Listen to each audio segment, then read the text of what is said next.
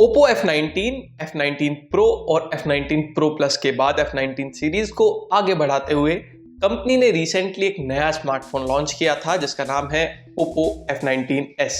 ये है वो स्मार्टफोन, इसकी कीमत कंपनी ने रखी 19,900 रुपये और ये सिंगल स्टोरेज ऑप्शन में लॉन्च किया गया 6GB plus 128GB। No doubt इसके इस गोल्डन कलर से और इसके डिज़ाइन से मुझे फर्स्ट लुक में प्यार हो गया था, लेकिन हमें सिर्फ स्मार्टफोन का डिज़ाइन नहीं देखना दोस्तों, हमें जांचनी है उसकी परफॉर्मेंस भी। और इसीलिए मैं इस डिवाइस को लास्ट 1 मंथ से बाकी दूसरे स्मार्टफोन्स के साथ ही यूज़ कर रहा था और आज आपको इसके बारे में कुछ अच्छी बातें और कुछ बेकार बातें भी बताने वाला हूँ। हेलो दोस्तों, आप देख रहे हैं 91 मोबाइल्स, मैं हूँ शिवम चौधरी और शुरू करते हैं Oppo F19s का 1 मंथ रिव्यू। दोस्तों, रिव्यू शुरू करने से पहले Oppo F19s के स्पेसिफिकेशंस पर नजर डालते हैं। तो ये जो स्मार्टफोन है इस पर आपको 6.43 इंचेस की AMOLED डिस्प्ले मिल जाती है, 60 हर्ट्ज का इसका रिफ्रेश रेट है। और अगर हम यहाँ पर बात करें परफॉर्मेंस की तो इसके लिए आपको इसमें Qualcomm Snapdragon 662 का चिपसेट मिलता है which is 11nm fabrication based. इसके अलावा यहाँ पर आपको ऑक्टा कोर प्रोसेसर मिलता है और Adreno 610 GPU का सपोर्ट इसके साथ मिल जाता है। अगर आप बात करेंगे यहाँ पर स्टोरेज की तो इसमें 6GB की रैम है प्लस 128GB की इंटरनल स्टोरेज है जिसको आप अप टू 256GB तक एक्सपेंड कर सकते हैं। साथ ही 5GB की वर्चुअल रैम भी इसमें मिल जाती है। अगर बैटरी की बात करेंगे तो यहाँ 5000 mAh की बैटरी लगी है with 33 watt of fast charging support. और इसके अलावा अगर यहाँ पर कैमरा स्पेक्स की हम बात करेंगे दोस्तों तो रियर साइड में ट्रिपल कैम सेटअप दिया गया है। प्राइमरी कैमरा 48 मेगापिक्सल का है प्लस 2 मेगापिक्सल प्लस 2 मेगापिक्सल और फ्रंट पर 16 मेगापिक्सल का सेल्फी कैमरा टॉप लेफ्ट पर पंच होल में लगा है। तो ये तो रहे स्पेसिफिकेशन। अब शुरू करते हैं इसका रिव्यू।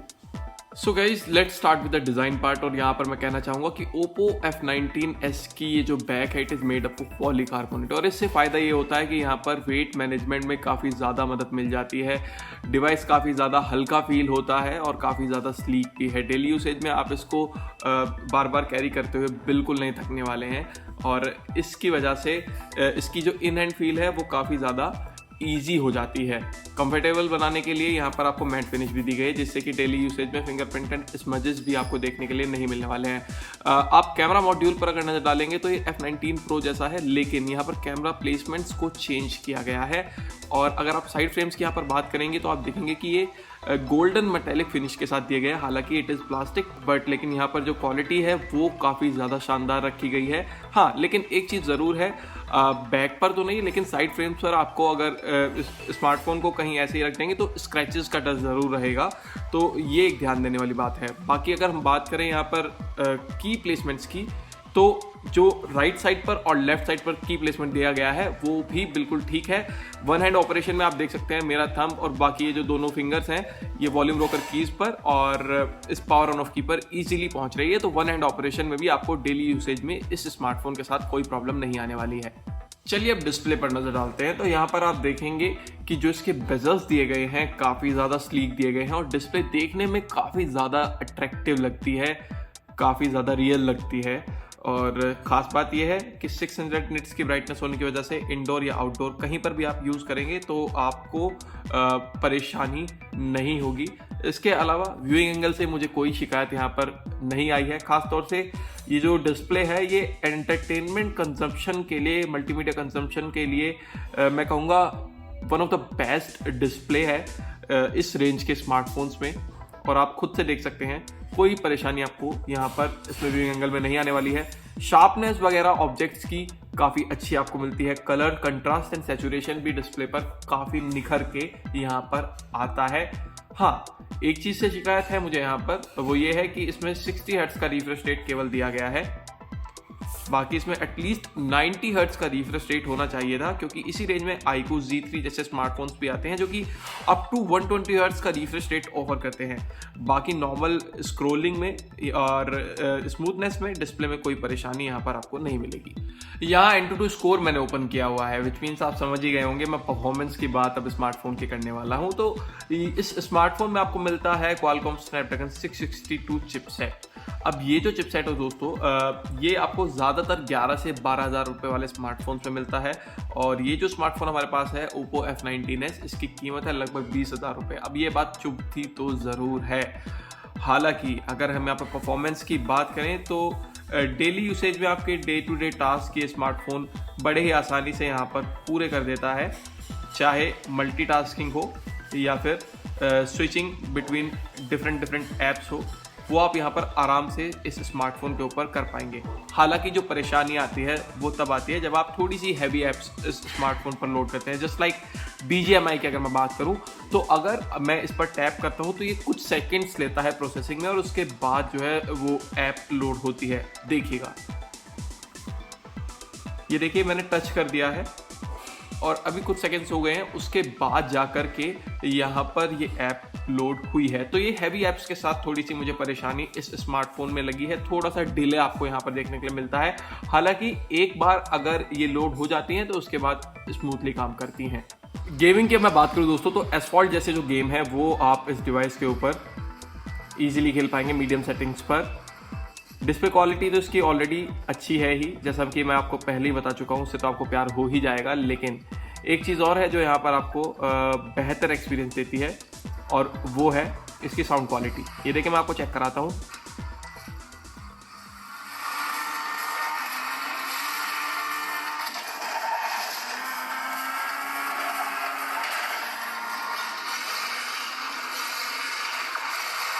हालांकि आप देखेंगे कि यहाँ पर भी आपको हल्के फुल्के जो फ्रेम ड्रॉप्स हैं वो देखने के लिए मिलते रहेंगे।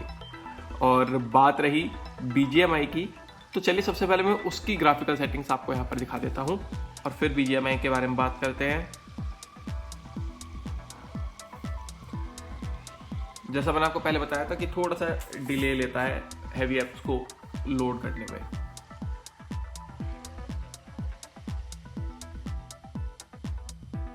तो ये देखिए दोस्तों, स्मूथ के साथ आप हाई तक यहाँ पर जा सकते हैं। बैलेंस के साथ केवल मीडियम का ऑप्शन है और HD यहाँ पर है ही नहीं, तो विच इज़ वेरी डिसअपॉइंटिंग। अगर आप एक 20,000 रुपये का फ़ोन ले रहे हैं और उस पर HD ऑप्शन भी आपको BGMI पर नहीं मिल रहा है तो निराशा ज़रूर होती है। यहाँ पर HD तो एटलीस्ट दिया जाना चाहिए था, क्योंकि अगर आप इसी के कंपेरेटिव दूसरे स्मार्टफोन्स को इस रेंज वाली देखेंगे तो वहाँ पर आपको ये सभी तरह की सेटिंग्स जो है वो मिल जाती है। हाँ, लेकिन एक बात है, जब आप इस पर गेम प्ले स्टार्ट कर देते हैं तो ये आपको 180 हर्ट्ज का टच सैम्पलिंग रेट देता है, लेकिन जो रिफ्रेश रेट है वो 60 हर्ट्ज का है और गेम खेलते हुए वो आपको फील होता है, चाहे एसफॉल्ट हो, BGMI हो या फिर दूसरे गेम हो। हालांकि अगर आप इसको स्मूथ सेटिंग्स पर खेलेंगे तो वहाँ आप इजीली खेल पाएंगे। और 30 से 35 मिनट की गेमिंग का मैं एवरेज बताऊं तो आपको कोई हीटिंग वगैरह का इशू यहाँ पर देखने के लिए नहीं मिलेगा। लेकिन मैं ये रिकमेंड करूँगा दोस्तों, अगर आप एक हार्डकोर गेमर हैं तो इस स्मार्टफोन के लिए ना जाएं।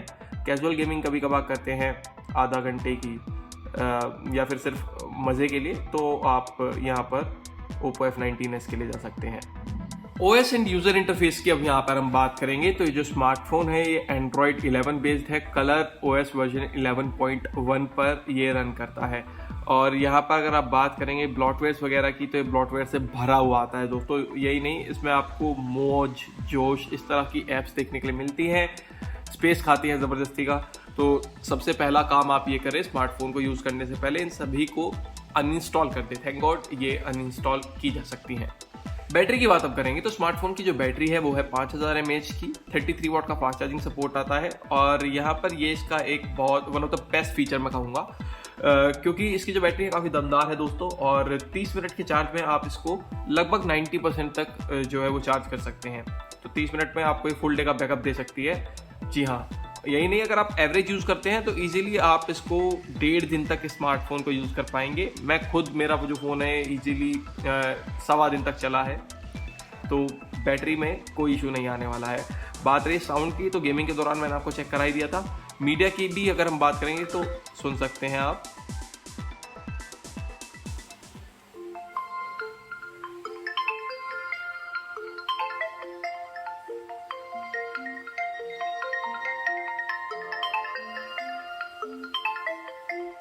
हालांकि यहाँ पर सिंगल ही स्पीकर दिया गया है, लेकिन जो क्वालिटी है, क्लैरिटी एंड नो डिस्टॉर्शन, वो मुझे यहाँ पर अच्छा लगा। और हल्का हल्का बेस इफेक्ट भी आपको इस स्पीकर से मिल जाता है। बाकी सिक्योरिटी फीचर्स की बात करें तो यहाँ पर आपको face unlock and in display fingerprint sensor मिलता है। दोनों ही काफ़ी यहाँ पर फास्टली काम करते हैं। फिंगरप्रिंट सेंसर स्पेशली मुझे कोई प्रॉब्लम नहीं हुई है। हालांकि जो फेस लॉक सिक्योरिटी है वो इतनी ज़्यादा सिक्योर नहीं है। हालांकि दूसरे के फेस से तो नहीं खुलेगा, बट स्टिल मैं कभी भी फेस अनलॉक को यहाँ पर बहुत ज़्यादा सिक्योर समझता नहीं हूँ। चलिए अब फाइनली कैमरा की बात करते हैं। Oppo F19s से डे टाइम में अच्छे फ़ोटो आते हैं, काफ़ी क्रिस्प, शार्प और सैचुरेटेड कलर रहते हैं। बात करें पोर्ट्रेट शॉट की तो इसमें भी मुझे एज डिटेक्शन में यहाँ पर कोई प्रॉब्लम नहीं दिखाई देती है। आप देख सकते हैं प्रॉपर एज डिटेक्शन है और बुके इफेक्ट भी अच्छे से यहाँ पर अप्लाई हुआ है। HDR मोड की एक बात करूँ तो यहाँ मुझे परेशानी ज़रूर देखने के लिए मिली है। विदाउट HDR तो ठीक है, लेकिन अगर आप HDR को अप्लाई कर देते हैं तो कभी कभी ये ओवर एक्सपोज फोटो कर देता है। आप देख सकते हैं यहाँ पर जो बैकग्राउंड है और फोरग्राउंड है दोनों को इसने ओवर एक्सपोज कर दिया है। Same with the macro shot also, यहाँ पर डिटेलिंग अच्छे से है, कोई प्रॉब्लम नहीं आई डिटेलिंग में, लेकिन कलर जो है काफ़ी फेडेड और एक बर्न आपको फोटो में देखने के लिए ज़रूर मिल जाएगा। सेल्फी की यहाँ पर बात करूँ तो सेल्फी में जो स्किन टोन है उससे मैं थोड़ा सा निराश हूँ। कभी थोड़े से फेडेड कलर आते हैं तो कभी रेडिश टोन हो जाती है। क्वालिटी अच्छी है, शार्पनेस अच्छी है, डिटेलिंग अच्छी है, लेकिन स्किन टोन इससे मुझे यहाँ पर प्रॉब्लम लगी है। और बात करें अगर आप नाइट फ़ोटोज़ की तो अगर नॉर्मल नाइट शॉट आप देखेंगे तो यहाँ पर आप देखेंगे थोड़ी सी हेजीनेस फ़ोटो में, और अगर आप किसी क्लोज ऑब्जेक्ट पर फ्लैश के साथ फ़ोटो लेते हैं तो काफ़ी क्रिस्प और अच्छी फ़ोटो आ जाती हैं। यहाँ पर ये अपनी एल्गोरिदम से, AI इफेक्ट से कलर्स वगैरह को अच्छा कर देता है, लेकिन एक्सट्रीम लो लाइट में सब कुछ खो जाता है।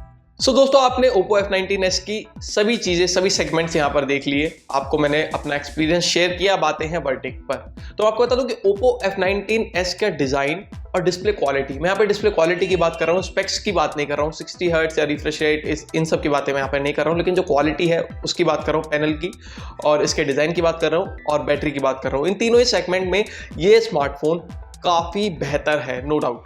लेकिन जहाँ बात आती है स्पेक्स की और प्राइस की, इसके प्राइस के हिसाब से मुझे इसके स्पेक्स थोड़े से यहाँ पर आउटडेटेड लगते हैं, या फिर ऐसा लगता है कि थोड़े से कम स्पेक्स यहाँ पर दिए गए हैं। अगर इसका प्राइस 16, 17 या 18,000 भी कर दिया जाए तब ये एक बेटर ऑप्शन हो सकता है, लेकिन फिलहाल 19,900 या फिर ये कहूँ 20,000 रुपये में मैं आपको Oppo F19s के लिए रिकमेंड नहीं करूँगा। मार्केट में काफ़ी सारे ऑप्शंस और अवेलेबल हैं जो कि बेटर स्पेक्स के साथ आते हैं। खैर, ये था Oppo F19s का रिव्यू। हाँ, लेकिन अगर आपको इसके डिज़ाइन से प्यार है, इसके डिस्प्ले क्वालिटी से प्यार है, तब आप इसके लिए ज़रूर जा सकते हैं। उम्मीद आपको वीडियो पसंद आई होगी। वीडियो को लाइक एंड शेयर जरूर कीजिएगा। कोई सजेशन है तो कमेंट बॉक्स में ज़रूर ड्रॉप कीजिएगा। मिलते हैं नेक्स्ट वीडियो में।